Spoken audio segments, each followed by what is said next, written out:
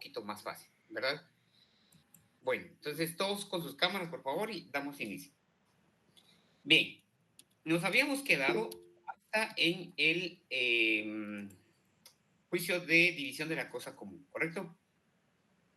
Si no estoy mal, vamos a ver. Dile. Juicio oral de división de la cosa común. Bueno. Muy bien.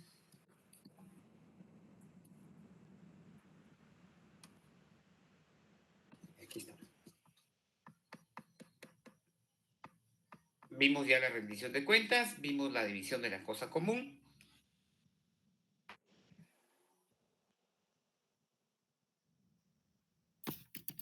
Y estamos entonces con el juicio de oral de jactancia, artículo 225.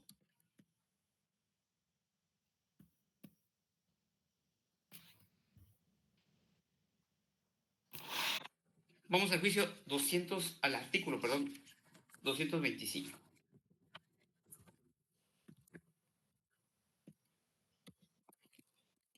Lick, perdón, artículo que dijo. 225. Gracias.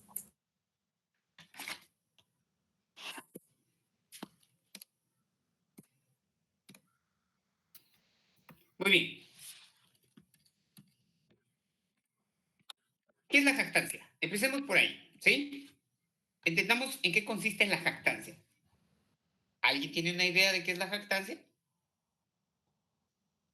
¿Qué le dice usted? ¿Qué concepto o qué idea figura en su mente cuando se le dice a alguien que se está jactando de algo? Es eso precisamente, ¿sí? Es eso precisamente. Adelante, Cecilia.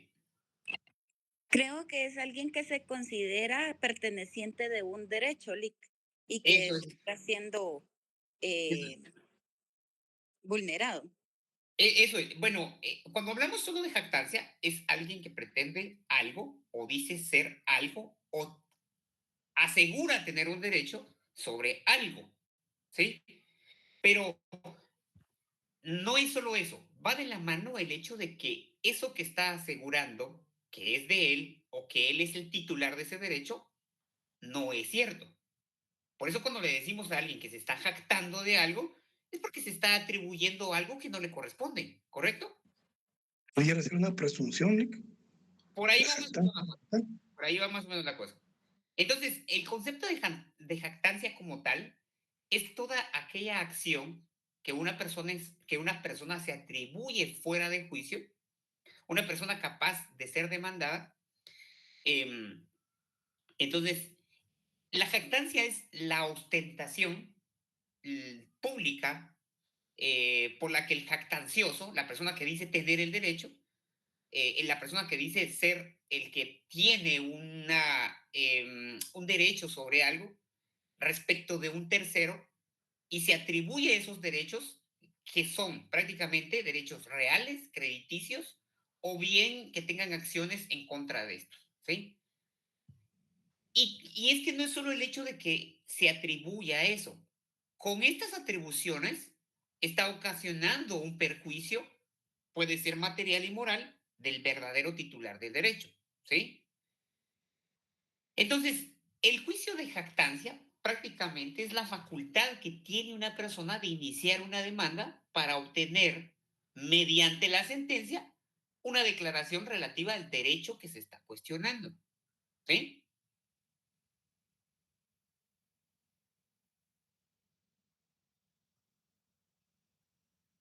Prácticamente, la jactancia, como le repito, lo vuelvo a decir en otras palabras, em, es aquella acción que comete una persona de atribuirse derechos, se atribuye derechos propios sobre derechos de otra persona, ¿sí? Afirma tener esos derechos que le pertenecen a otra persona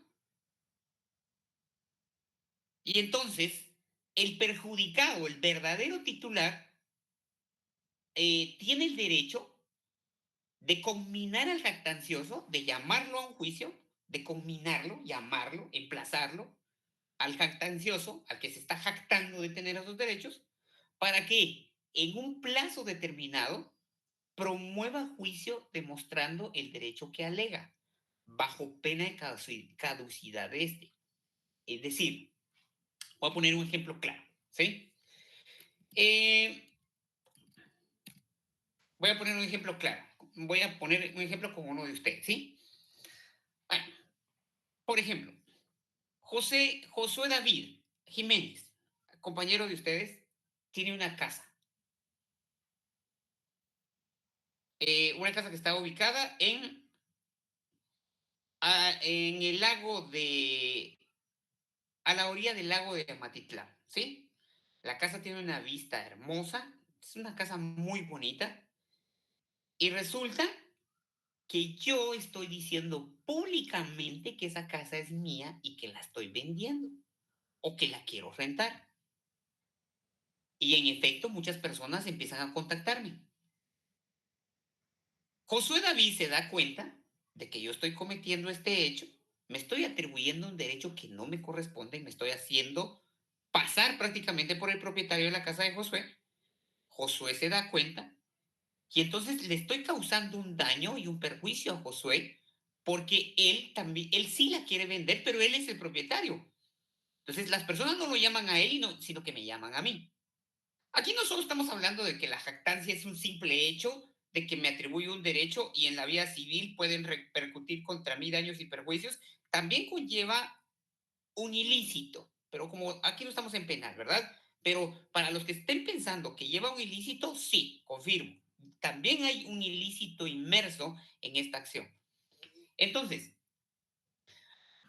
Josué es el propietario, yo no soy el propietario, pero me estoy atribuyendo esa propiedad y estoy ofreciéndola para venderla o rentarla. Posiblemente tal vez lo esté haciendo porque me vendieron la casa y me estafaron.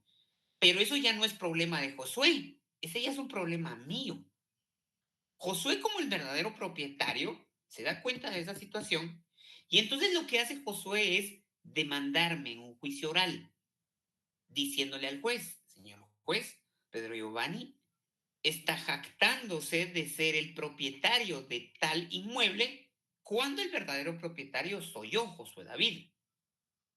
Me está causando daños y perjuicios porque no puedo vender la casa, no la puedo rentar y ya no me creen que sea mía, pese a que yo tengo los papeles. Por lo tanto, yo solicito que llamar a Pedro Giovanni ante usted para que él demuestre que tiene la propiedad de la casa. Y si no demuestra, que se declare como jactancioso y que se le ponga un plazo para que presente una demanda si él es el verdadero propietario. Y si no, que deje de hacerlo y además me pague los daños y perjuicios que me está ocasionando.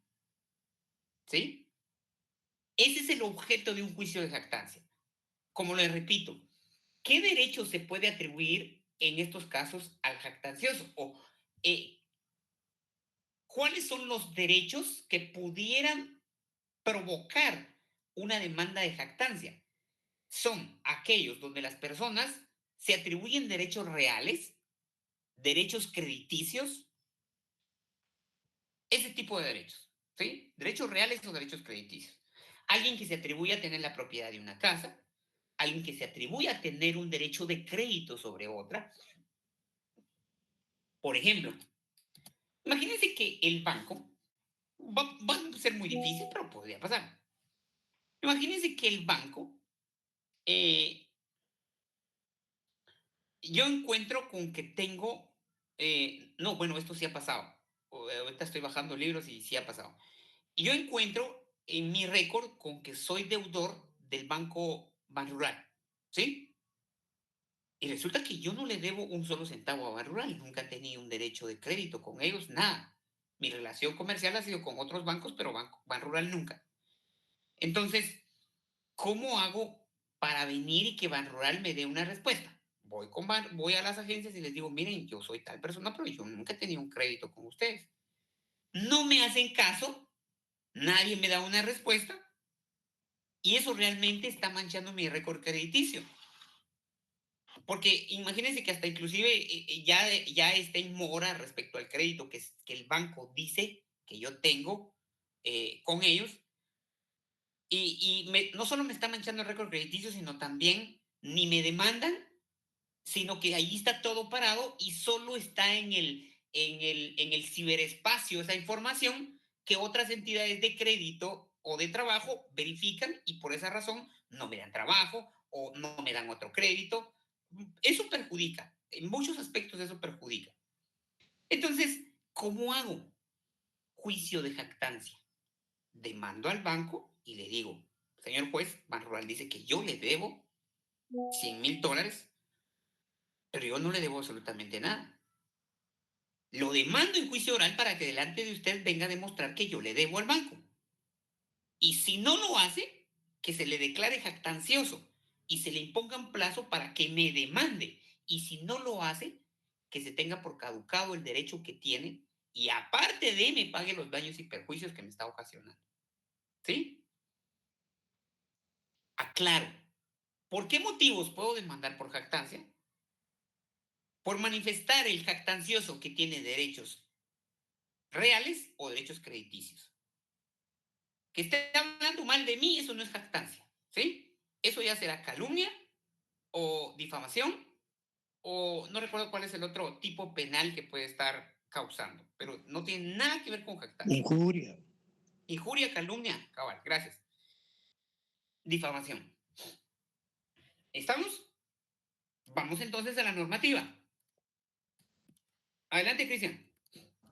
Hay una pregunta, por ejemplo, en un juicio así de jactancia, ¿cómo se calcularía los daños y perjuicios a reclamar en esa demanda? Va a depender de lo que se esté jactando. ¿Sí? Tomen como parámetro lo siguiente. Los daños es la pérdida del bien, la pérdida del patrimonio como tal, y los perjuicios son las ganancias lícitas dejadas de percibir por esa pérdida. Entonces, no puede seguirse una regla general porque va a depender de lo que se esté jactando. ¿Sí? El primer ejemplo donde estoy vendiendo una casa. Imagínense que todo este tiempo, vamos a ver, han pasado 10 meses y yo no he podido hacer nada con la casa porque no llego a ninguna negociación con nadie porque hay alguien más que está diciendo que es de la casa. En esos 10 meses, imagínense, yo prácticamente estoy perdiendo el patrimonio, podría decir en su total. No, no lo estoy perdiendo, pero como nadie me lo compra y nadie me lo renta, prácticamente el bien está ahí, está muerto, está dejando de generar. Si la casa estuviera valorada en unos 500,000, yo podría pedir por lo menos una quinta parte de esos 500,000, que son 100,000, más las ganancias lícitas dejadas de percibir.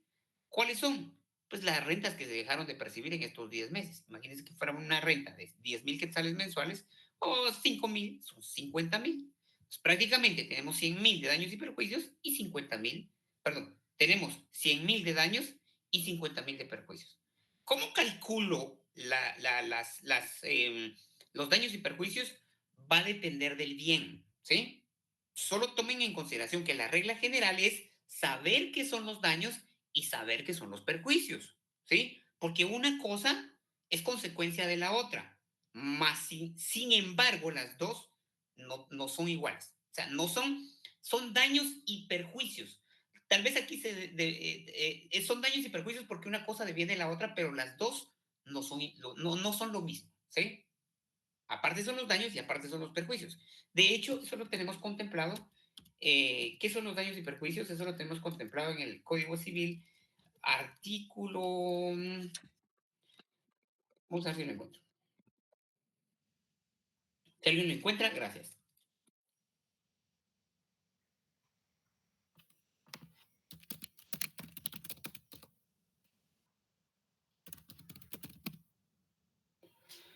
Vamos a ver.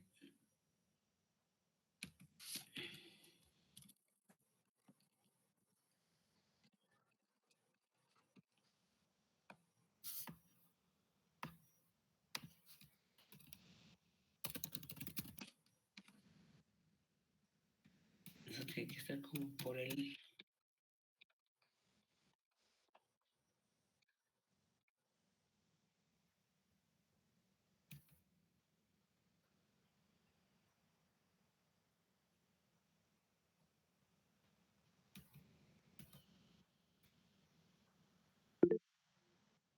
Adelante. El artículo 1433, licenciado, del Código Civil. 1433. Gracias. Cabalmente, ahí está. Establecida legalmente la situación de mora, es decir, incumplimiento, que estamos hablando del incumplimiento de los derechos de crédito, el deudor está obligado a pagar al acreedor los daños y perjuicios resultantes del retardo y corre a su cargo. Y en el 1434 establece, vean, los daños que consisten en las pérdidas que el acreedor sufre de su patrimonio, es decir, la pérdida de la cosa, y los perjuicios son las ganancias lícitas que deja de percibir de la cosa que supuestamente se está perdiendo o se ha perdido, ¿sí? Deben ser consecuencia inmediata y directa de la contraversión, ya sea que se hayan causado o que necesariamente deban causarse. Por eso les digo, una cosa depende de la otra. ¿Qué cosa? Los perjuicios dependen de los daños, ¿sí? Dependiendo del daño causado, así va a ser el perjuicio. Bien, vamos entonces con la regulación. Creo que Luis Fernando, adelante Luis Fernando. Antes de pasar a la regulación. Se me quedó levantada la mano, licenciado, fue solo para lo del artículo. Gracias, gracias Luis. Vamos entonces a la regulación. Artículo 225. La declaración de jactancia procede contra todo aquel que, fuera de juicio, se hubiera atribuido derechos sobre bienes del demandante o créditos o acciones contra del mismo, de cualquier especie que fuere. ¿Sí? Por eso les digo, ¿sobre qué puedo pedir jactancia? Cuando una persona se atribuye a derechos que no le correspondan, ¿qué derechos? Derechos reales, derechos sobre bienes o derechos de créditos o acciones en contra del mismo. ¿Sí? Artículo 226. Además de cumplir con los requisitos establecidos para la demanda, los que ya sabemos todos en dónde están regulados, el actor expresará en qué consiste la jactancia. Es decir, debe explicar cuál es la jactancia, qué es lo que se está atribuyendo a esa persona. Miren, puntos aquí. El actor debe expresar en qué consiste la jactancia. 1. Cuándo se produjo. 2. Medios por los que llegó a su conocimiento. Y 3. Formulará la petición para que el demandado confiese o niegue el hecho o hechos imputados. Artículo 226. Ahí le pueden poner numeritos, ¿oyeron? Si quieren ahí a su código, pónganle numeritos. 1, cuando se produjo. 2, medios por los que llegó a su conocimiento. Y 3, deberá formular la petición para que el demandado confiese o niegue el hecho o hechos imputados. Si la demanda cumple con los requisitos del artículo 61, pero no cumple con estos 3 requisitos, se rechaza. ¿Sí? Intimación, artículo 227. Al emplazar al demandado, el juez le intimará para que en la audiencia que se señale confiese o niegue los hechos imputados, bajo apercibimiento de que, en caso de rebeldía, se tendrán por cierto los hechos en que se funda la demanda.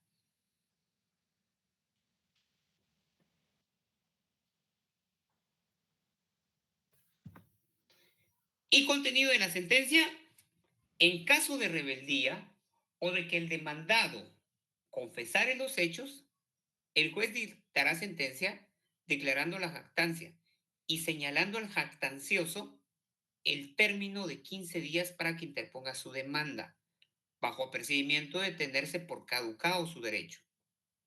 Si se hubiere negado la demanda, el juez, con base en las pruebas producidas, dictará la sentencia, la cual declarará si produce o no por el demandado las expresiones que la demanda le hubiere atribuido.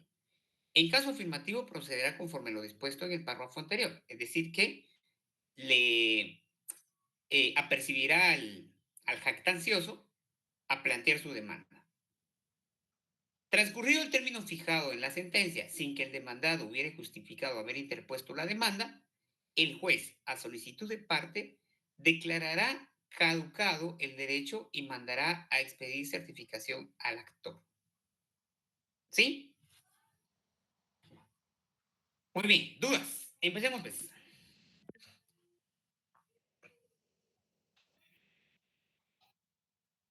Adelante, Jeffrey. Después, Elmi. Licenciado, buenas noches. En este tipo de juicio adicional de los daños y perjuicios también se puede incurrir en costas procesales. En todo juicio. Buena pregunta, Jeffrey. Para todos, por favor, escuchen esto. Los daños y, perdón, las costas procesales es regla general. Regla general. ¿Qué quiero decirles con esto?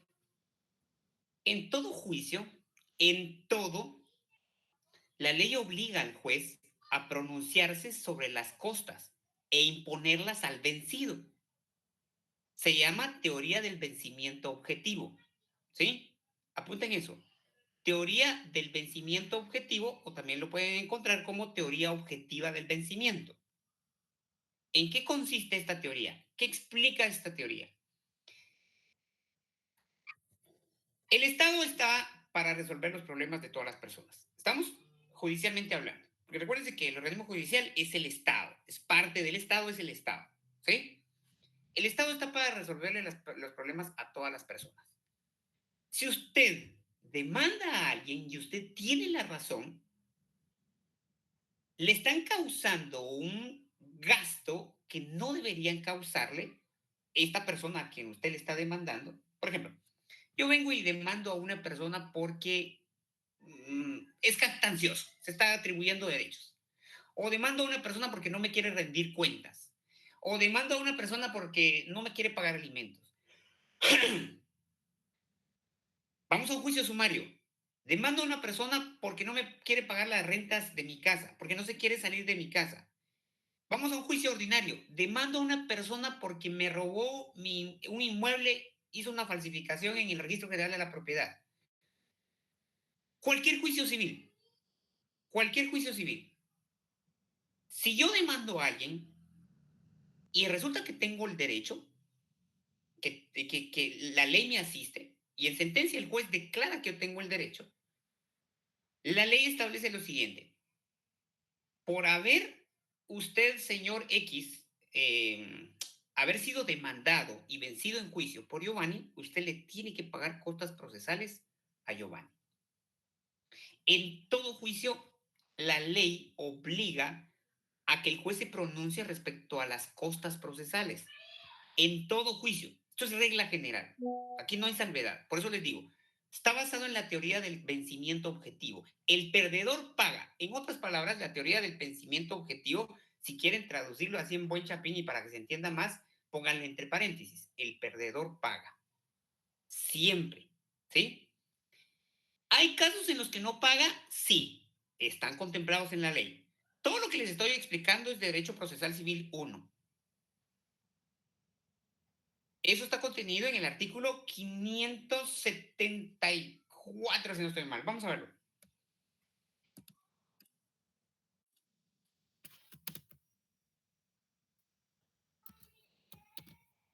...574.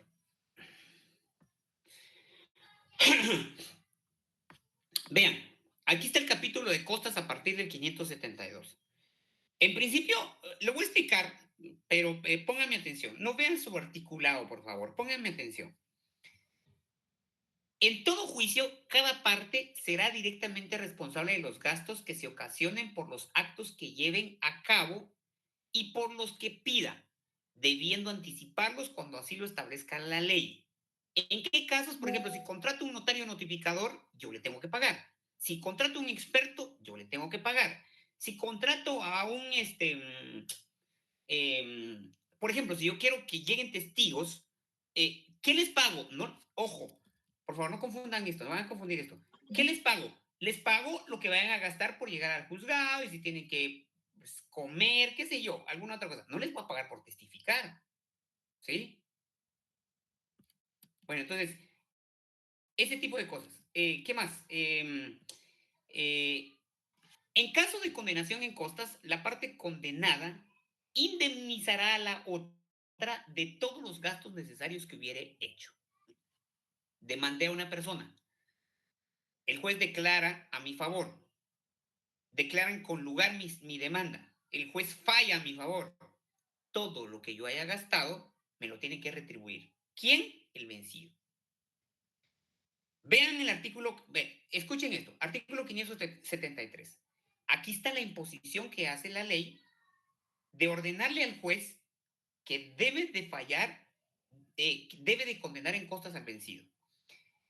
Artículo 573. El juez en la sentencia que termine el proceso que ante él se tramita, debe, recuérdense que la norma puede ser facultativa o impositiva. En este caso es impositiva.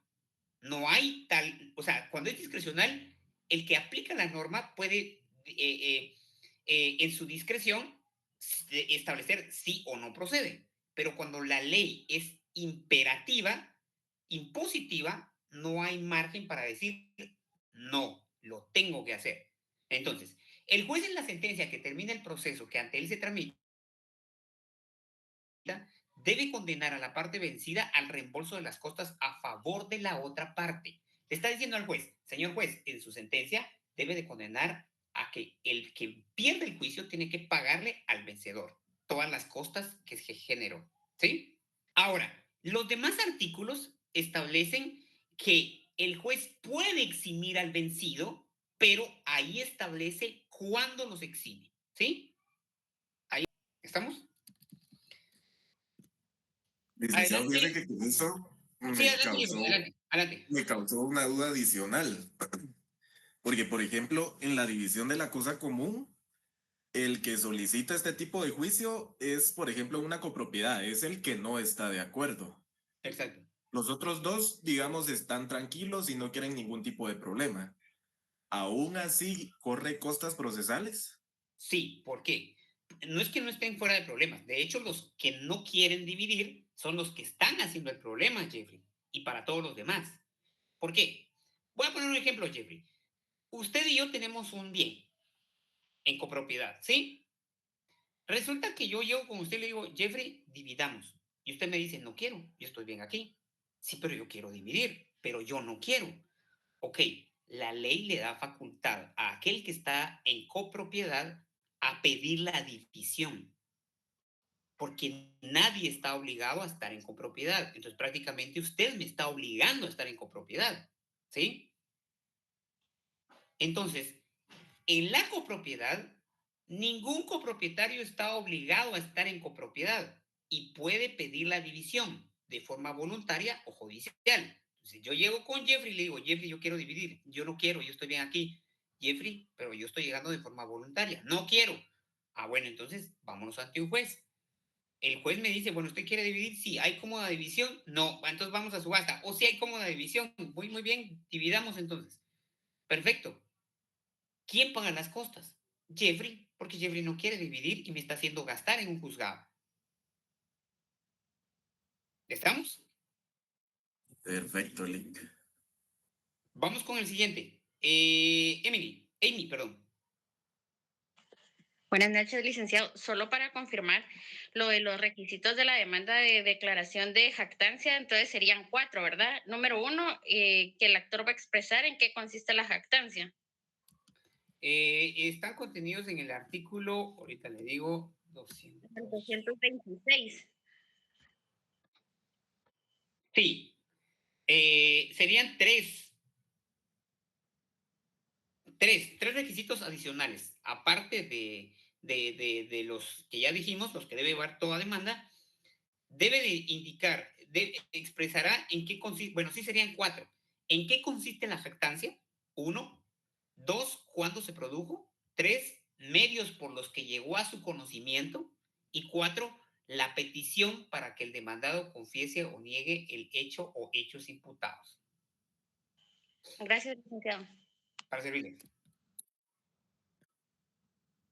Siguiente, Josué David.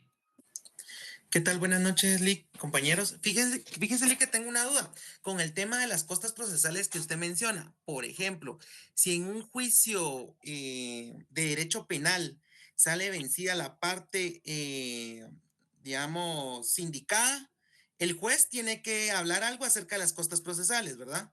Supongo que aplica también para digamos, y lo voy a relacionar con el tema del derecho civil, porque la clase es del derecho procesal civil. Entonces, entiendo yo que condena, pero si hay un tercero civilmente demandado, la sentencia es un título ejecutivo que hay que ir a pelearlo a la parte, digamos, por el derecho civil. Cuando el juez le dé la razón a una de las dos partes con la sentencia, que es un título ejecutivo, entiendo yo que se condena en costas únicamente por el juicio civil o también tomaría en cuenta el juicio penal. Muy bien, vamos a separar las cosas aquí primero, Josué, ¿sí? La regla del vencimiento objetivo aquí aplica para hecho civil y también para hecho laboral, también para hecho administrativo, pero no aplica para el derecho penal, ¿sí? Porque en el derecho penal las costas funcionan de una manera distinta. Aquí, de hecho, ¿se puede reclamar costas? Sí. No recuerdo en qué artículo del Código Procesal Penal están contenidos, pero sí se pueden reclamar. Pero funciona de una manera distinta. Por eso, si quieres se lo explico después, pero no lo quiero explicar aquí porque no los quiero confundir. ¿Sí? Porque estas costas funcionan diferente. Primero, porque recuérdense que aquí una de las dos partes siempre va a ser el Estado. Siempre, siempre, siempre en derecho penal, una de las dos partes va a ser el Estado. Así sea que sea un delito de un delito de acción privada a instancia particular. Porque aquí siempre el ofendido es el Estado.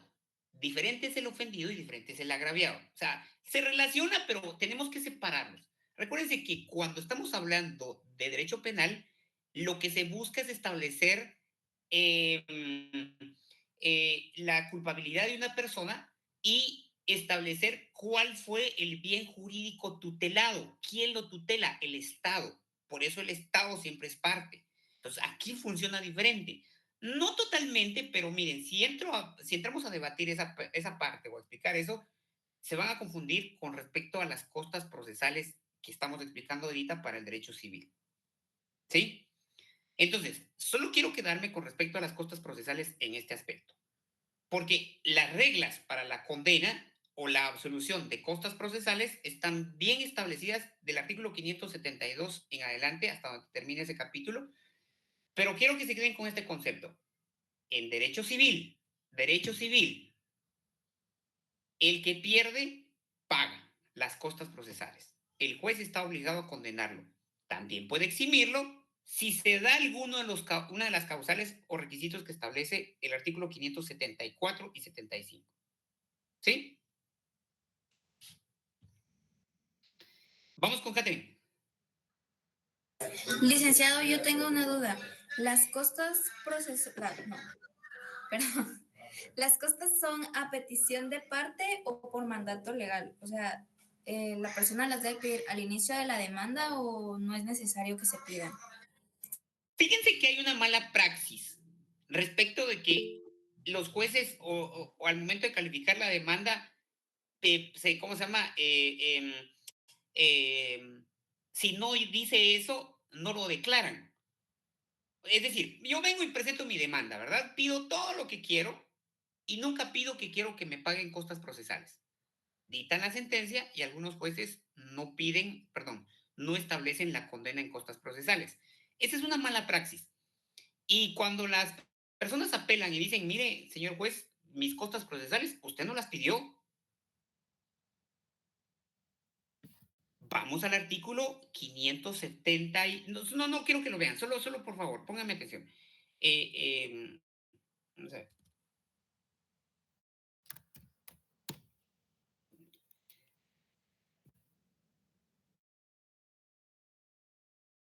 Artículo 573. El artículo es impositivo, es decir, no puedo como juez decir, no condené en costas porque las partes no me lo pidieron. No, es que la ley le está diciendo, señor juez, en la sentencia que usted dicte, debe condenar en costas al vencido. O sea, no implica que para condenar me tengan que pedir. No, eso es lo que quiero que entiendan. No sé si me di a entender. ¿Sí? O sea, entonces, respondiendo a su pregunta, Catherine, ¿Es necesario pedir que se condenen costas? En principio no, porque la ley le dice al juez, le pidan o no le pidan, usted tiene que condenar en costas. ¿Sí? Pero hay una mala praxis, como les digo, de que los jueces no imponen condena en costas si no les piden. Ahora, ¿cuál sería la solución ya en la vida real? Siempre pidan condena en costas. Siempre pidan condena en costas. Así sea que no les corresponda, ustedes pidan. De pronto, y si va, les terminan pagando. Ah, Ya, ok, muy amable, me resolvió 2 dudas en una pregunta. perfecto. Entonces, regla general. Así sea el que estén presentando lo que estén presentando, pidan condena en costas. Siempre, siempre. Como les digo, miren, si el juez en algún momento o alguien les debate y les dice, no, es que tienen que pedirlo, recuérdense de la norma. La norma tiene 2 caracteres. Puede ser facultativa o puede ser impositiva.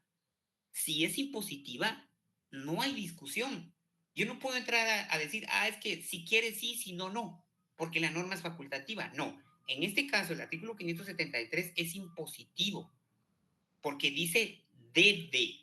El juez en la sentencia que dicte debe. O sea, no le está preguntando si quiere o no. Tiene que condenar en costas. No le está preguntando, no le está diciendo, si las partes pidieron, puede o no puede. Le está diciendo debe. En toda sentencia que dicte, debe condenar en costas. ¿Sí? Entonces, aquí en la discusión, regla general. En todo lo que ustedes estudien, siempre esta es la regla. Uno, vean lo que dice la norma, entiéndanlo o entiéndanla en su texto y en su contexto, de acuerdo al sentido de sus palabras, tal como lo establece el artículo 11 de la ley del organismo judicial, que establece cómo interpretar la ley. ¿Sí? Entonces, regla número 1. Ustedes siempre observen la norma. ¿Sí? Entiendan el sentido en su texto y en su contexto. Regla número 2. A la par de entender y verificar lo que establezca la norma, vean lo que pasa en la práctica. Y siempre utilicen la norma, pero también acudan a la práctica. Porque si ustedes, por llevárselas de que sí saben, aquí no hay que llevárselas de que uno sabe. Uno tiene que saber, punto, pero también se tiene que acoplar a la realidad porque ni modo es lo que corresponde, ¿verdad? Entonces, ustedes tienen que saber, punto. 2, independientemente de que usted sepa cómo funciona la norma, vea cómo funciona la práctica para que pues no le tenga que pasar o no va a tener que tener el problema de tener que apelar la sentencia porque no le condenaron en costas cuando usted no pidió y el juez le dice que usted no pidió. Sí, pero entonces le va a tocar que ir a explicar a la sala que aunque usted no lo haya pedido, tiene que condenar. Le tendrían que dar la razón. Pero si imagínense si los magistrados también no conocen la norma, pues entonces fatal por no poner 4 o 5 palabras. Que se condene en costas a la parte demandada. 9 palabras. O al vencido. Entonces, reconfirmando, o sea, en dado caso de que yo no haya pedido que se condenen costas procesales, tendría que el juez no me las quiera dar, yo tendría que dar una apelación. Esa sería como la forma de que me den costas. Presentar una apelación. Presentar una apelación, esa sería como la solución. Sí. Pero eso no garantiza de que sí me las den. No, sí, se las tendrían que dar, Catherine. Se las tendrían que dar, es que la norma es impositiva. Ok, muy amable. Se las tendrían que otorgar. Siempre basándose en ese artículo, Lick. Correcto. En el 573. Sí, por eso, miren, pues, toda normativa va a tener siempre ese doble carácter. Puede tener uno de los 2 caracteres. O es facultativa o es impositiva. Si es impositiva, no hay vuelta de hoja. ¿Sí? Sí o sí se tiene que cumplir. ¿Estamos? En su orden vamos con Jorge. Luego con Luis. Fernando. Gracias, doctor. Fíjese que tengo 2 dudas. La primera es, ¿cómo se hace para determinar el costo de las costas judiciales? O sea, ¿quién las estipula? ¿Si es el juez? Okay. O Jorge, esa respuesta, escuchen, esa respuesta va para el final del curso, porque recuerden que vamos a ver cómo se condena en costas y cómo se cobran las costas, cómo se hace la cuantificación de eso. ¿Se recuerdan? Yo les hablé y les dije, dentro del curso al final vamos a ver cómo se establecen las costas, cómo se cobra, cuál es el arancel. Está contenido en el decreto 111-96. Y ahí les voy a explicar cómo ustedes tienen que cobrar de acuerdo a la ley. Ahora, por encima de eso, pues está el dicho del salomónico de los abogados, de que del tamaño del sapo es la pedrada, ¿verdad? Entonces, ustedes vean, conforme vaya pasando el tiempo, ustedes van a saber cómo cobrar. Al inicio tal vez no, pero ya después sí. Inclusive hasta van a cobrar bastante, porque van a ser buenos abogados, pero ustedes saben que los buenos abogados cobran bastante. Entonces, pero vamos a ver cómo funciona al final, ¿sí? Entonces, ahorita no lo explico, Jorge, porque tenemos ahí toda una clase para eso. Perfecto, gracias, doctor. Y la segunda duda es, en el caso de la declaratoria de jactancia, cuando es una demanda por créditos o acciones, no le logré escuchar porque venía llegando a la casa. ¿Cómo es que funciona ahí en los créditos o acciones la declaratoria de jactancia? Bueno, es que, mire, al final, tanto una como la otra, tanto la jactancia sobre bienes, sobre derechos reales o créditos, al final es lo mismo. Lo que yo pretendo cuando yo demando a alguien es que el juez lo lleve para que él presente pruebas de que él es el titular del derecho. Si no es el titular del derecho, entonces lo declara jactancioso, es decir, lo declara mentiroso, en otras palabras, y le ordena que si él tiene el derecho que presente su demanda. Y si no presenta su demanda respecto de lo que él dice que es el titular, entonces se declara caducado su derecho y no puede venir y hacer absolutamente nada más que pagarme por los daños y perjuicios que me causó, independientemente de que sean derechos reales o créditos. Gracias, doctor, muy amable. Para servirle, vamos con Luis. Sí, buenas noches, doctor. Solo hace un momento hacía referencia al tema de la vía penal. En el Código Procesal Penal está el artículo 124 del derecho de reparación digna. No sé si este artículo es el que se asocia con... No. La reparación digna, no. Mire, pues, es que estamos hablando de dos cosas. Costas procesales. ¿Qué son las costas procesales? Como les digo, va a haber una clase al respecto, bueno, todo un módulo al respecto, pero me adelanto un poquito para que cuando lleguemos ahí ustedes ya estén más adentrados. Costas procesales, ¿qué son? Las costas procesales es todos los gastos que yo, como parte, genero dentro de un juicio. Pago de abogados, pago de memoriales, pago de asistencia a las audiencias, todo lo que yo tenga que pagar como parte, ¿sí? Parte actora o parte demandada. Todo lo que me genera, los gastos que me genera el juicio, esas son costas procesales. Ahora, la reparación digna no. La reparación digna es una compensación en dinero o cuantificable que se le tiene que pagar al ofendido en un proceso penal. Eso es diferente, ¿sí? Gracias. Sí, entonces ya te entiendo la diferencia. Uno es el tema meramente procesal por todos los gastos que se incurren en llevar ese proceso y lo otro está asociado al tema de los daños y perjuicios, al tema de... Por ahí más o menos. De hecho, sí, pues podemos decir que son daños y perjuicios que se le está causando al ofendido en un proceso penal. Gracias, mi hermano. Muy bien. Luis Neri, adelante Neri. Buenas noches, doctor. Muchas gracias. Viendo el artículo 226, donde están los requisitos de la demanda, presentada y formalizada la demanda, ahí en el apartado de peticiones, se puede pedir que a la parte demandada se le condene con el pago de costos procesales. Sí, eso, como les repito, eso yo lo puedo pedir cuando yo soy parte actora, obviamente es lo que voy a pedir siempre, ¿verdad? Es mi último punto que voy a pedir en la demanda. Pero eso no lo vamos a encontrar dentro ¿cómo se llama? De ninguna, dentro de ninguno de los procesos que estamos viendo ahorita, ni existe ni va a existir, así como lo estamos viendo en el 226, respecto a lo que sí debe, la ley ordena que debe de cumplirse con esos requisitos. ¿Sí? No vamos a encontrar. Entonces, cuando yo pido costas, que me paguen costas, yo lo estoy pidiendo por añadidura respecto de lo que sé que estoy gastando en un proceso. ¿Sí? No obstante, lo que yo estaba explicando, lo pida o no lo pida, el juez tendría que condenar en costas. Pero, vuelvo otra vez, para que no les pase la de, el juez no quiere condenar porque no se lo pedí, siempre pidan, ¿sí? Pero eso es en todos los... Usted es parte actora, en su demanda, pida que se paguen las costas procesales, aunque solo así lo pongan, que se condenen costas procesales a la parte vencida. Si usted es parte demandada, en su memorial de contestación de demanda, si es oral o es escrita, de igual manera, pida que se condenen costas a la parte vencida. ¿Sí? Ok, muchas gracias. Para servir. Vamos con Patricia. No, Luis Fernando, creo yo. Luis Fernando Ordón.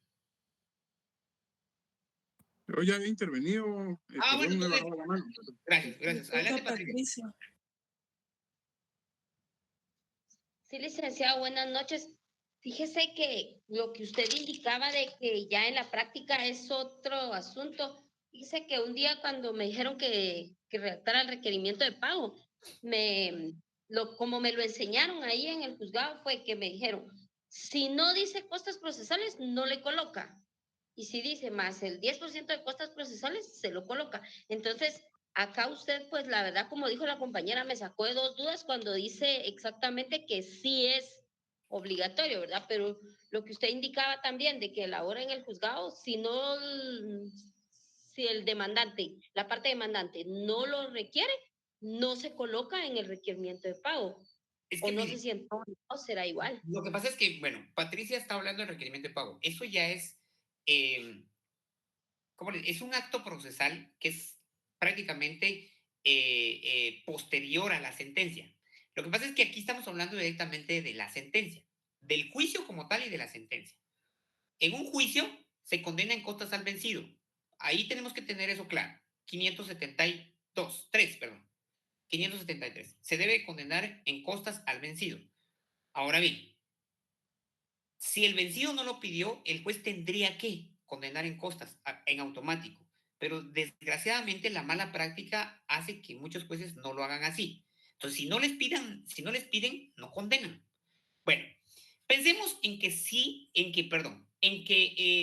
mala práctica, no le pidieron, no condenó. Entonces, cuando yo hago el requerimiento de pago, yo hago el requerimiento con base en la información de la sentencia. Entonces, ¿yo qué pongo en el requerimiento, Patricia? Lo que la sentencia dice, porque no puedo poner más que eso, ¿sí? Entonces, ahí usted no se haga bolas, porque ahí usted prácticamente no está resolviendo. Usted ahí lo que está haciendo es nada más darle cumplimiento a lo que dice la sentencia. Está bien, licenciado. Gracias por la duda. No tenga pena, para servirle. Bien, estamos ahí entonces. ¿Les ha generado mucho a duda la condena en costas, las costas procesales?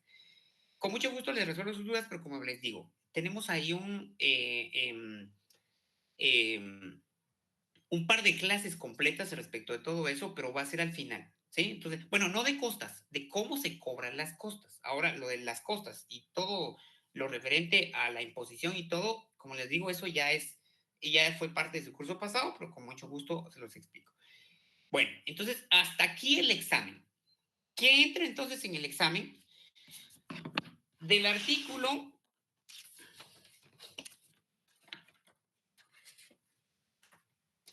199, del artículo 199 al artículo 228. Se me escapa un punto de los juicios orales. Bueno, ya vieron, por favor, ahorita sí, vean el artículo 199. Vean el artículo 199 y ahí se van a dar cuenta de los juicios que se tramitan de las acciones que se pueden plantear en un juicio oral. En el último numeral, numeral 7, asuntos u otros asuntos que por disposición de la ley o por convenio de las partes deban seguirse en esta vía. Para efectos de estudio, establezcamos por lo menos 5.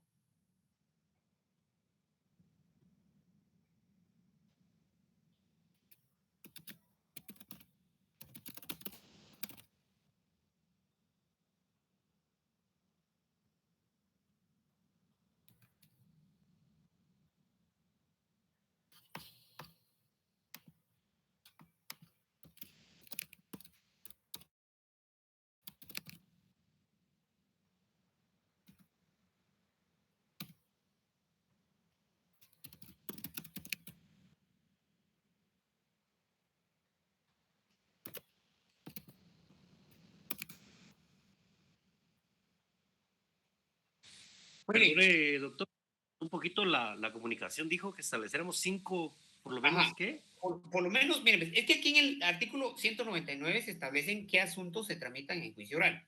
Aquí están establecidos del 1 al 6, ¿sí? El 7 dice que también otros que por disposición de la ley o por convenio de las partes. Vamos a establecer por disposición de la ley, porque por convenio de las partes puede ser a través de un contrato que las partes establezcan que se quieren someter a un juicio oral. Pero eso es debatible, no porque ellos lo digan, así tiene que ser, ¿sí? Entonces no vamos a entrar a eso. Entonces, veamos los que por disposición de la ley. Pueden encontrar el primer caso en el artículo 826 del Código Civil, artículo 898, segundo caso del Código Civil. El artículo 826 es la reducción de la hipoteca.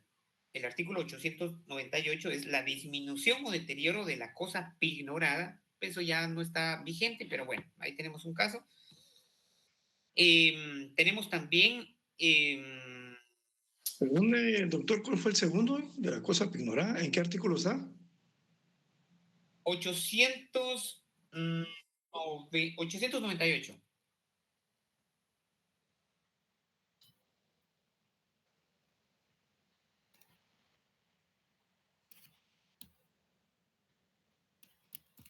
Una pregunta, doctor, pero ese aparece como derogado. Es lo que les acabo de decir. Que eso está derogado. ¿Siempre lo tomamos de referencia? Ya, mejor no, porque al final de cuentas la respuesta no es correcta, ya está derogado, pero eso era algo que se podía tramitar en juicio oral. ¿Qué más tenemos? También tenemos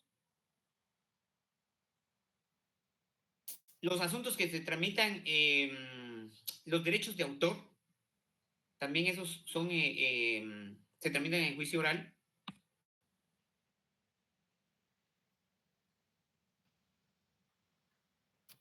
Eso lo encontramos en el artículo 133 de la Ley de Derechos de Autor, a menos que esté reformado, pero no, que hasta donde yo sé, no.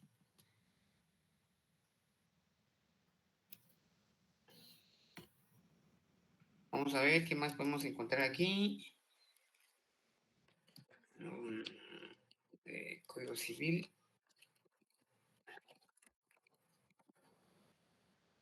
$826, ya les dije. 890, ya, eso ya ¿Temas de está. patria potestad? Bueno, pero todo eso es relativo a familia, sí, todos los temas relativos a familia, de acuerdo a la ley de familia.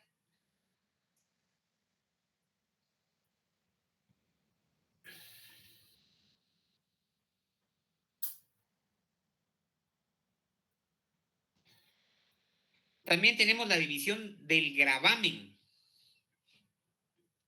La división del gravamen, eso lo tenemos en el artículo, no, pues eso ya les dije, ¿verdad? 826, perdón, reducción del gravamen. 826. Sí, básicamente esos. ¿Cuántos llevamos? 3, ¿verdad? Sí, 3. Bueno, dejémoslo con esos 3, ¿sí?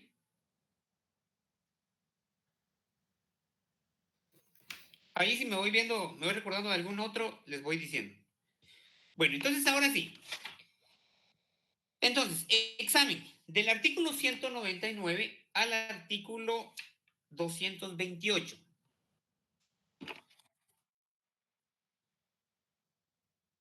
Temas importantes, pues en primer lugar, por favor, se les tiene que quedar qué asuntos se tramitan en juicio oral, ¿sí? Asuntos de menor cuantía, ínfima cuantía, relativos a la obligación de prestar alimentos, rendición de cuentas, división de la cosa común, declaratoria de jactancia y asuntos que por disposición de la ley se van a tramitar en juicio oral, como por ejemplo los asuntos de derechos de autor y derechos conexos. También otro, me acabo de venir. Asuntos relativos a propiedad industrial. Asuntos relativos a propiedad industrial.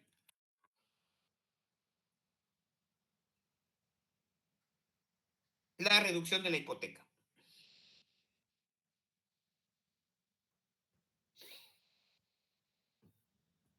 El juicio oral se integra con el juicio ordinario.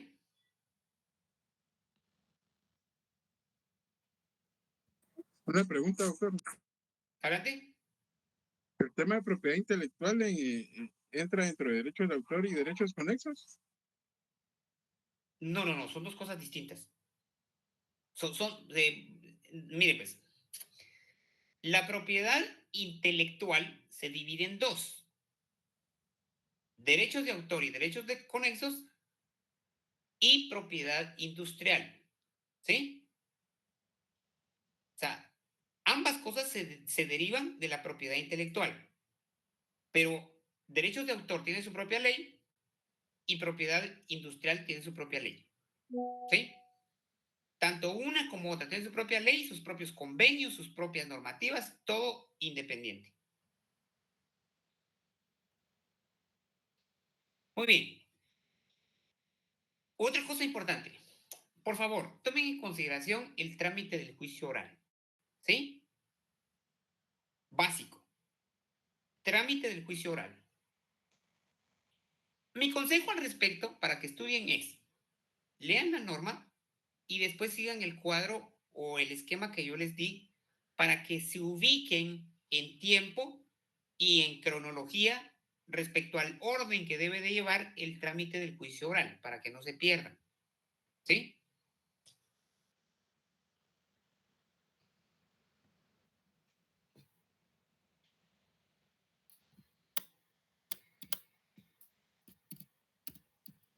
Por favor, ¿qué juicios?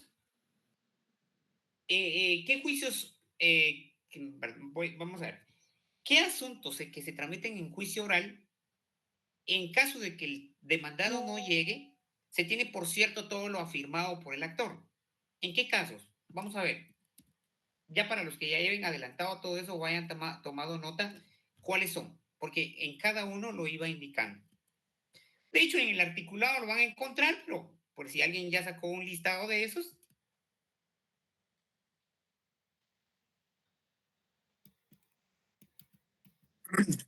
Licenciado, disculpe, ¿cuál fue la pregunta? Bueno, vean, de los asuntos que se tramitan en juicio oral, ¿cuáles de los asuntos que se tramitan en juicio oral? ¿Cuáles? Los que están contemplados en el artículo 199. De estos, ¿cuáles, en cuáles de estos, si el demandado no llega, se tiene por cierto todo lo afirmado por el actor en su demanda? ¿Se recuerdan que hay algunos juicios orales en donde se le apercibe al demandado que en caso de no llegar, se considera cierto todo lo afirmado por el actor y hay sentencia ficta? Expliqué también que era una sentencia ficta. Lick, en el de rendición de cuentas. Ese es uno de 4.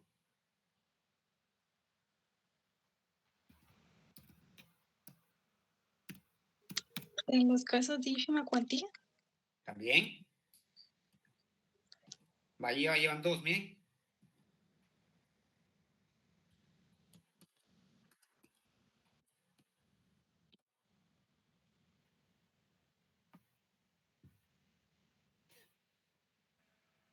Doctor, en juicio de alimentos y asuntos relativos a la familia. También.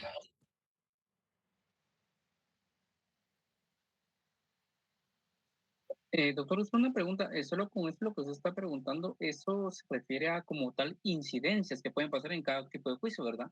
Bueno, eso es aparte, sí y no. Lo que pasa es que, mire, ahorita estoy preguntando prácticamente en cuáles de estos, si el demandado no llega, se tiene por cierto todo lo afirmado por el actor. Son 5. Son 5. El de menor cuantía, el de ínfima cuantía, el de alimentos, el de rendición de cuentas y la declaratoria de jactancia.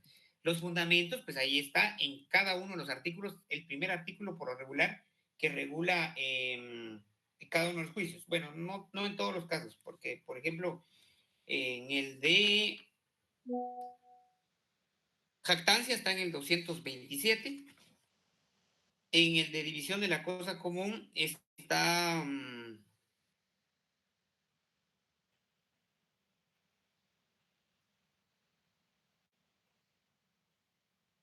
vamos a ver.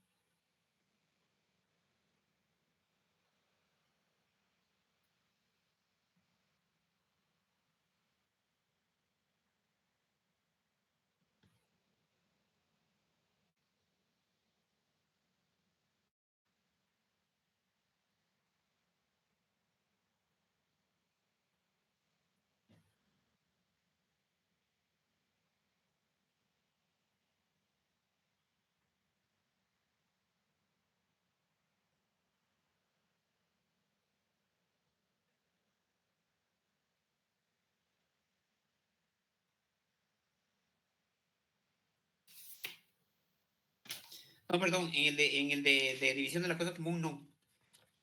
No sé si ya lo había dicho, pero no, ahí no.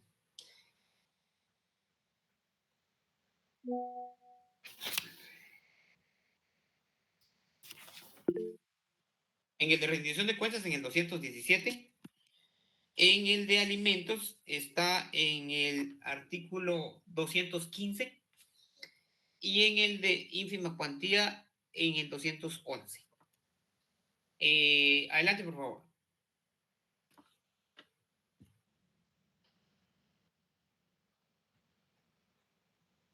No sé quién preguntó. Nadie va. Escuché que alguien había preguntado. Bueno, entonces, trámite, ¿verdad? El orden. No les voy a... bueno, les podría pedir un trámite, un esquema del trámite del juicio oral. Bueno, no se los voy a pedir. ¿Sí? Entonces pongan atención y estudien el trámite, que hagan un esquema del juicio oral. Ya les estoy adelantando las preguntas que van a venir.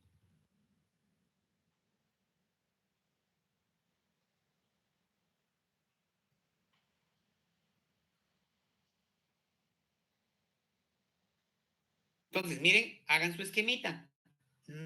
No les va a llevar más de 1 o 2 horas hacer un esquemita, ¿sí?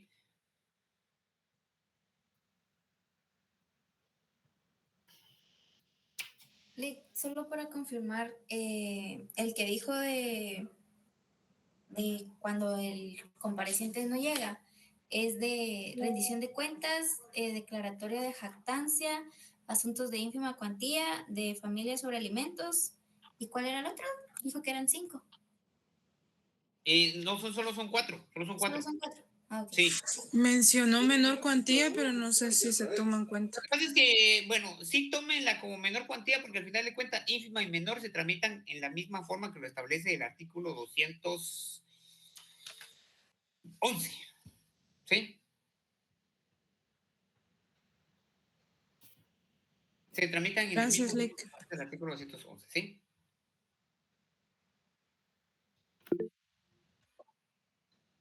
Adelante, Luis. Doctor, ahí me perdí un poquito. Entonces, hablamos de rendición de cuentas, ínfima cuantía, alimentos y asuntos relativos a la familia y menor cuantía. Lo voy a repetir otra vez para que no... Le falta declaratoria de jactancia. Vamos al 199. ¿Cuáles son? Asuntos de menor cuantía. Relativos a la obligación de prestar alimentos. Rendición de cuentas. Declaratoria de jactancia. Y los relativos a familia.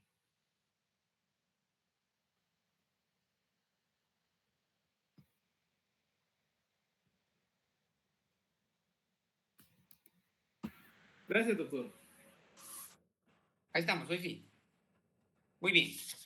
Por favor, tomen en cuenta entonces también lo relativo a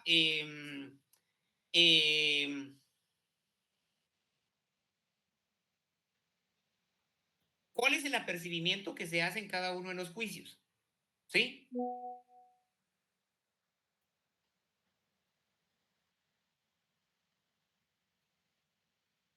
¿Cuáles son los requisitos especiales de la demanda?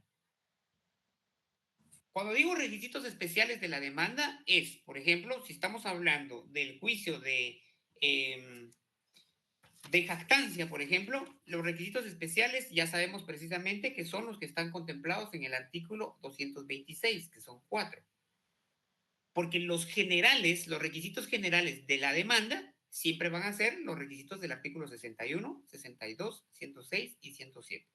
Y los requisitos especiales van a ser siempre los que especialmente dice la ley para cada uno de estos casos. ¿Sí? Vean cuáles son los requisitos especiales. Y recuérdense siempre también de las incidencias de cada uno de los juicios.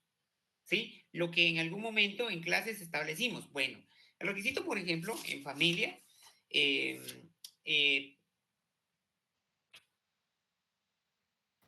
perdón,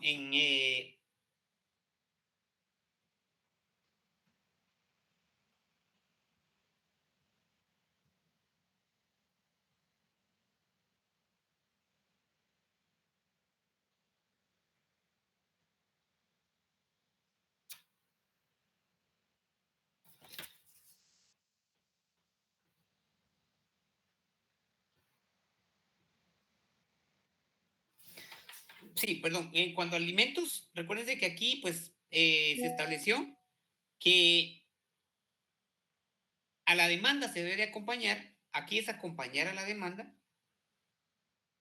el título en que se funda el derecho. ¿Cuáles son?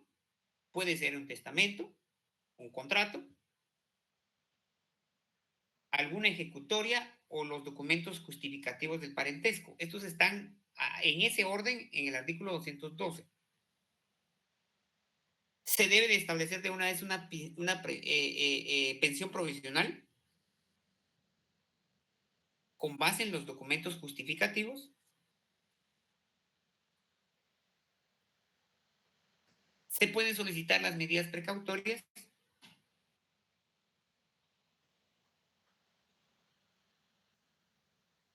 Se apercibe al que está obligado a prestar los alimentos o al que se está demandando, mejor dicho, a que si no comparece en la primera audiencia, el juez lo declarará confeso en las pretensiones del actor y procede a dictar sentencia.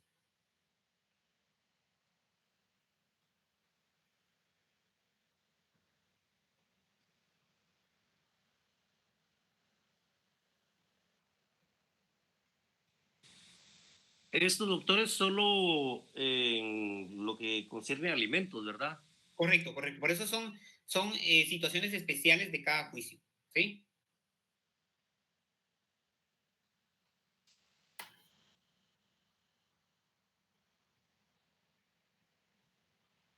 En el caso de la rendición de cuentas,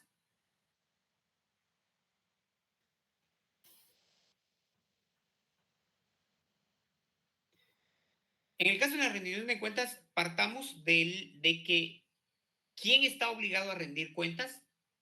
Y recuérdense que aquel que la ley le impone la obligación de rendir cuentas, ya dijimos quiénes podrían ser. Y también los que por voluntad se hayan sometido a la obligación de rendir cuentas, los que contractualmente se hayan obligado a rendir cuentas.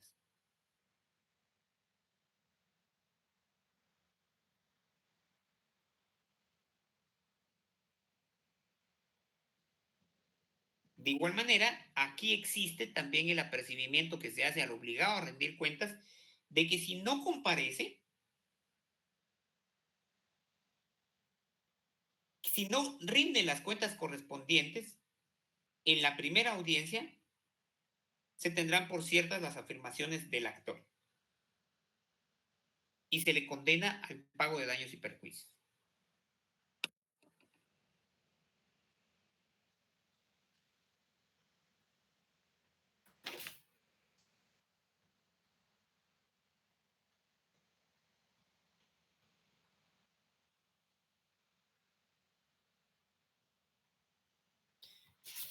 Otra situación especial de la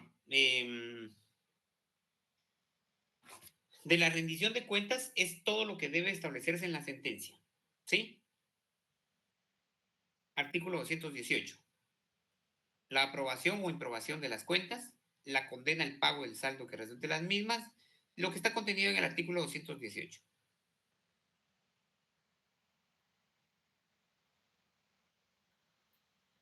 Vamos a la división de la cosa común.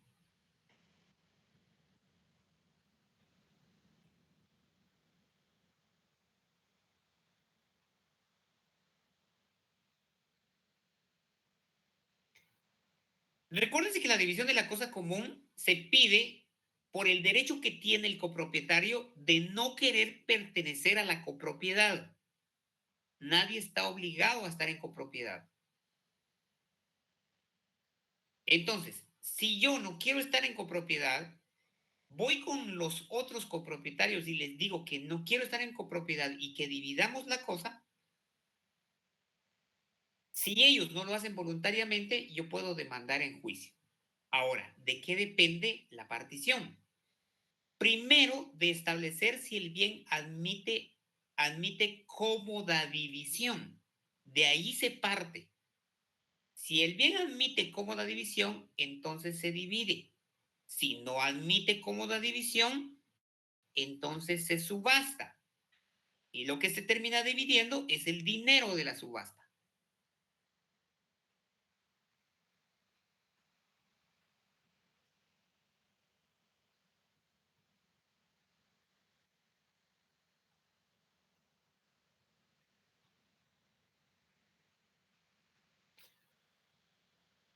Ahora, en la conciliación, como recuerden que el juicio oral empieza con una conciliación, ¿verdad? O sea, después de verificar la presencia de las partes, empieza con una conciliación. En el juicio oral de división de la cosa común, la conciliación, aquí solo la ley limita a conciliar únicamente respecto al notario. Yo llego, no estoy de acuerdo, digo quiero dividir, aquí traigo a mi notario. Si la parte demandada dice, bueno, está bien que lo haga él, pues ahí le entramos. Si la parte demandada dice, yo no estoy de acuerdo con el notario de él y traigo mi propio notario, pues entonces propone su propio notario.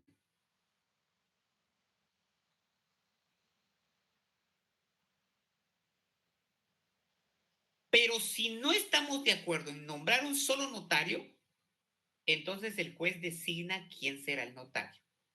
Yo soy parte actora, yo mi notario. Le digo al juez, bueno, vamos a conciliar respecto al notario.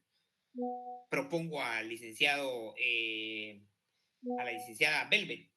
Licenciada, aquí está la licenciada Velvet, ella va a ser la notaria partidora. La propongo, ya aquí viene solo para que le hicieran el cargo. Pues conciliemos para ver si la parte demandada está de acuerdo. La parte demandada dice, no, yo traigo aquí a mi notario, es el licenciado Neri Estuardo. Entonces, no, que sea él. No quiere, yo no quiero que sea Neri y la otra parte no quiere que sea Velvet. Entonces, bueno, entonces viene el juez y dice, entonces yo pongo al notario partidor. A costa de ustedes, ¿ok? Recuérdense que eso es a costa de ustedes. Eso no lo paga el notario, el juez. ¿Oyeron? Eso lo terminan pagando las partes. Entonces, el juez dice, bueno, entonces yo propongo a un notario. Aquí tengo a un notario, vamos a ver, 71 notarios tengo ahorita conectados. Voy a proponer a cualquiera de ellos. ¿Quién quiere ser? Les cuento que por una partición de estas, bueno, no sé. Aquí hay alguien que nos puede decir cuánto están cobrando aproximadamente, pero no me recuerdo. Aquí está. Jorge, ¿cuánto están cobrando aproximadamente por una partición?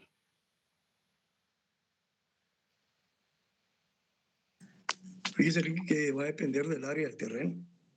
Pongamos un terreno de 15 por 30.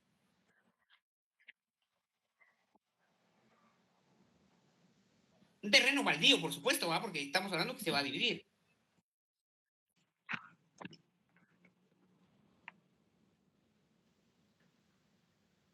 Tenemos ahí una cifra. Cobrando más o menos 7,500. ¿Cuánto? 7,500. ¿Está? ¿Quién se quiere ganar 7,500 el día de pasado mañana? Ahí está, Jorge. Proponemos entonces a Jorge para hacer la división. Entonces aquí ya no pueden decir nada los demás. Yo propongo a Jorge, le hicieron el cargo y entonces después ya solo llamo a las partes. Bueno, las partes proponen sus pruebas, ¿verdad? Porque puede ser que en este momento de una vez establezcamos, bueno, pero es que la parte demandada diga, mire, aquí el copropietario que me está demandando, él quiere dividir, pero aquí el bien no admite cómoda división. Suspendamos audiencia y programemos una siguiente o mejor dicho, como ahí se tiene que diligenciar, perdón, como ahí se tiene que diligenciar toda la prueba y todo el juicio, la parte demandada pues lleva ahí sus pruebas. Mire, señor juez, aquí está el número de finca, folio y libro, está ubicado en tal lugar, va bien preparado. Aquí llevo todas las coordenadas de geoposicionales. No sé, Jorge, me corrige si estoy bien. Aquí traigo las coordenadas de su geoposición y traigo aquí mi computadora, señor juez, para que lo pueda ver y vea. Y pone Google Maps, coordenadas y verifica que la casa está totalmente construida. No se puede dividir. Ah, bueno, entonces vámonos a continuar con el juicio. Partamos de ahí. ¿Usted trae sus pruebas de que no se puede dividir? No, no traigo. Ah, bueno, entonces, lo siento. O lleva sus pruebas y también... Es que miren, a veces la gente cree que con el hecho de pedir la división de la cosa común, no importa que esté construido. Y pasan desapercibidos. Bueno, tal vez la gente no, los abogados. Porque al final de cuentas son ellos los que saben, ¿verdad? Entonces pasan desapercibido que para poder dividirse no puede tener construcción. Salvo, por ejemplo, imagínense una casa. Imagínense ustedes un terreno que cabalmente la mitad está construida y la otra mitad no. Ahí se podría dividir. El problema es a quién le queda la parte construida. Porque recuérdense que cuando es copropiedad, yo tengo la mitad del terreno, pero la ley no me establece qué parte. Y la ley es equitativa en el sentido de establecer que a los dos les quede equitativamente la misma proporción y la misma cantidad de cosas que tiene el terreno, ¿sí?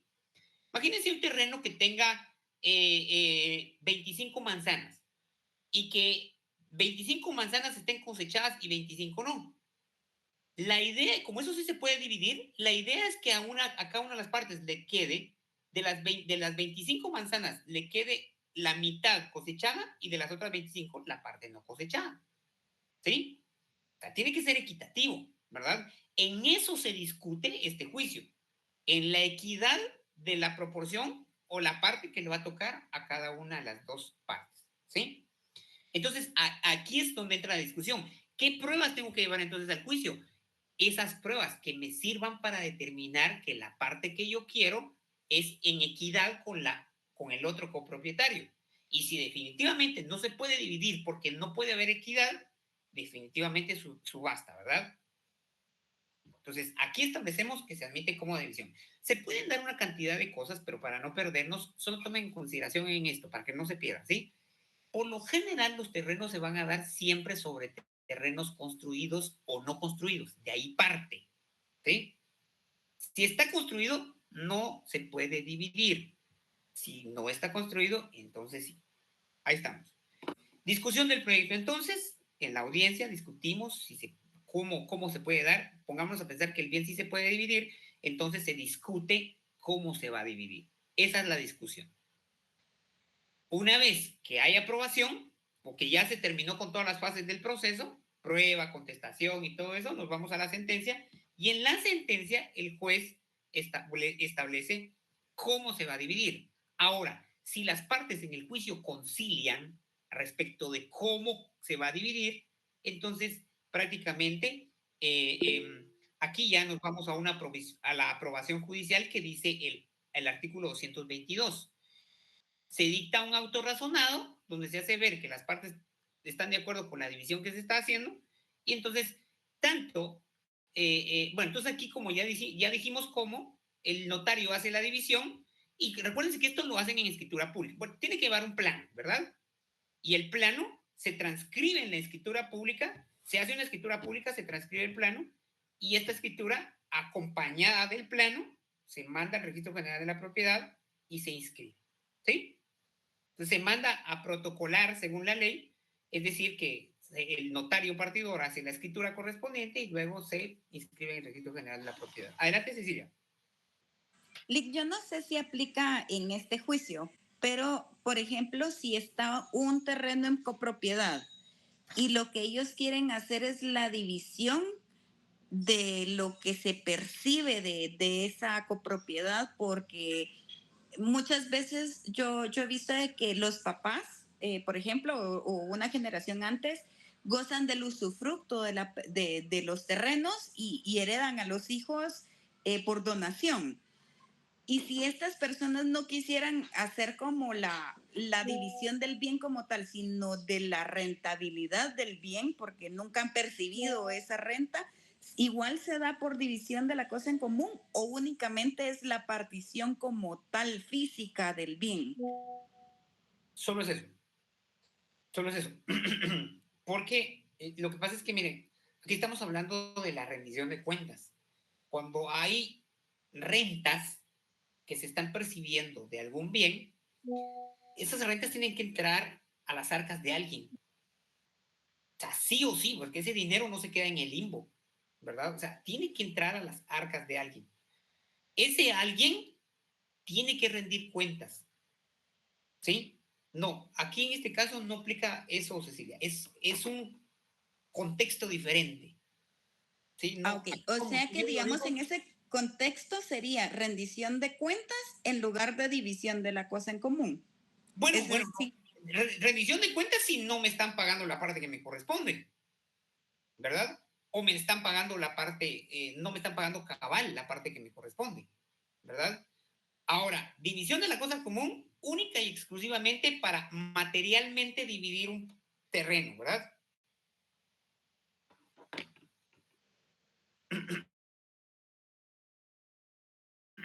¿Qué más tenemos? División de la cosa común.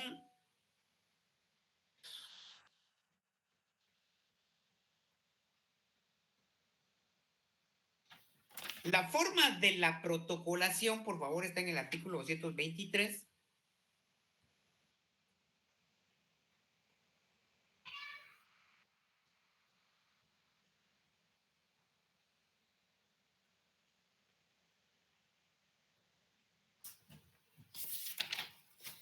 Y pues la declaratoria de jactancia, ¿verdad? Que eso ya lo expliqué ahorita, pero si tienen alguna otra duda, por favor, adelante. Lick, disculpe, del juicio ordinario no va a entrar nada, ¿verdad? No, porque eso ya no es materia de este curso. Eso fue nada más para que ustedes retroalimentaran, porque la base de todos los juicios es el juicio ordinario, principalmente las pruebas. Ok, gracias, Lick. Licenciado, ¿y lo de las impugnaciones? No, tampoco. Bueno. Eso está. Recuérdense que las impugnaciones es parte del articulado de que entra ahorita en nuestro examen. Eso está en el artículo, y va a ser 209, 207, 208 y 209. ¿Sí? Entonces, eso sí entra, pero las impugnaciones del juicio oral, impugnaciones del juicio oral. Las impugnaciones de carácter general, no, porque como les repito, eso tampoco es parte del curso. Eso lo vimos nada más para que ustedes hagan la diferenciación de que hay ¿se recuerdan que hablamos de que hay una apelación general, que es la que está contemplada en el artículo 602 en adelante? Esa es la apelación general. Y hay algunos juicios que tienen una apelación que tiene un trámite especial o diferente a lo que establece el artículo 602. Entonces, en el caso del juicio oral, tiene una apelación con un trámite distinto al 602. De igual manera, en un trámite distinto, artículo 207. Eso sí es objeto de examen.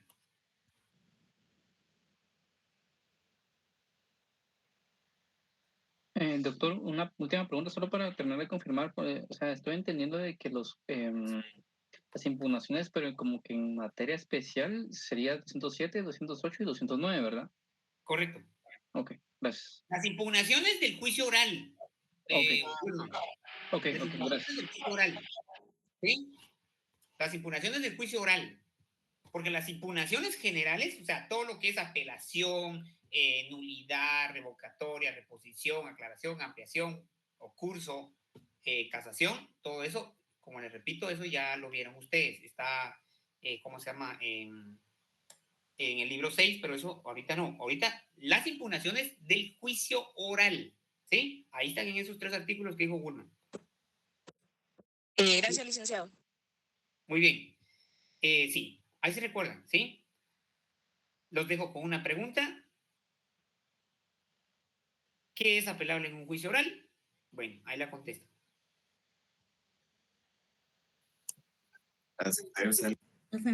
Ya vieron, miren, pues ya se saben todas.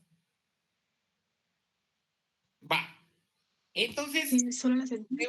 adelante, por favor. ¿Alguien preguntó?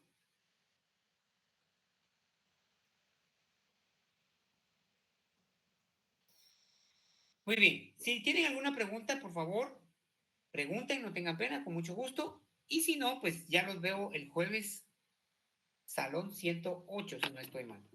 Lick, con una consulta. Adelante. ¿Podríamos entrar leyes?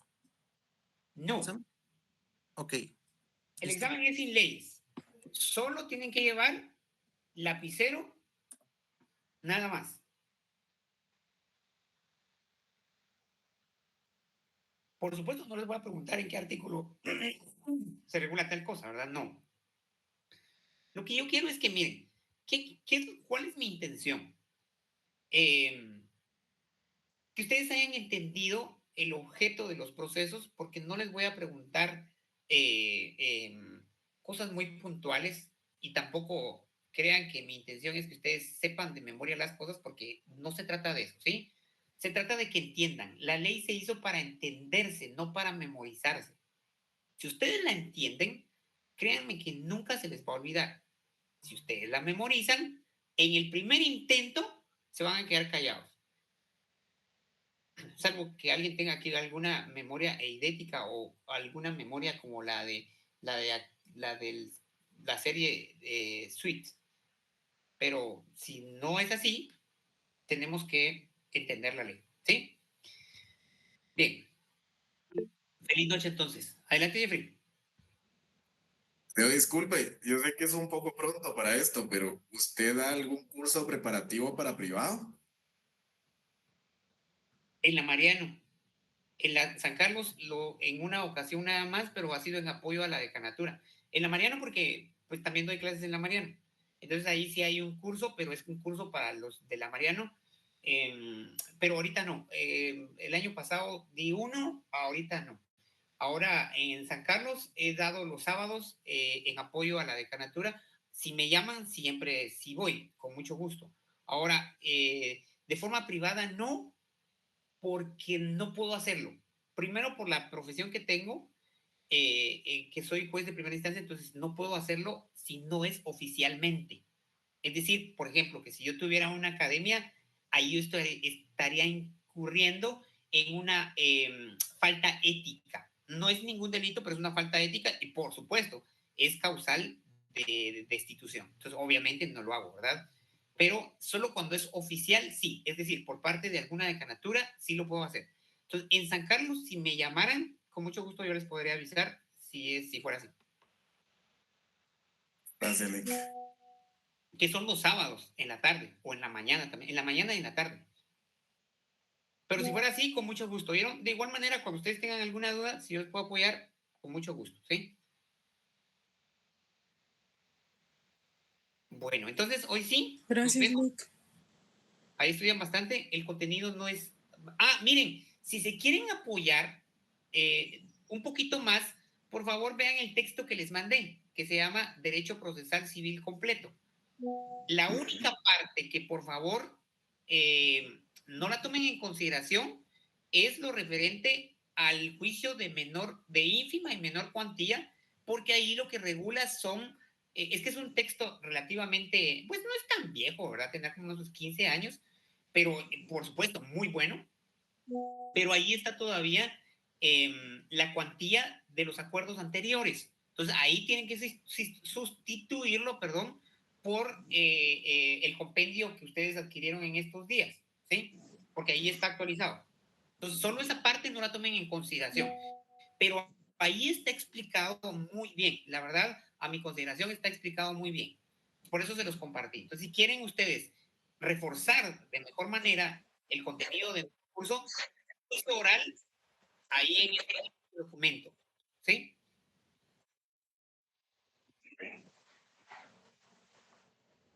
¿Alguien más? Bueno, entonces hoy sí los dejo. Feliz noche. Feliz noche. Gracias, Lino. Feliz noche. Feliz noche.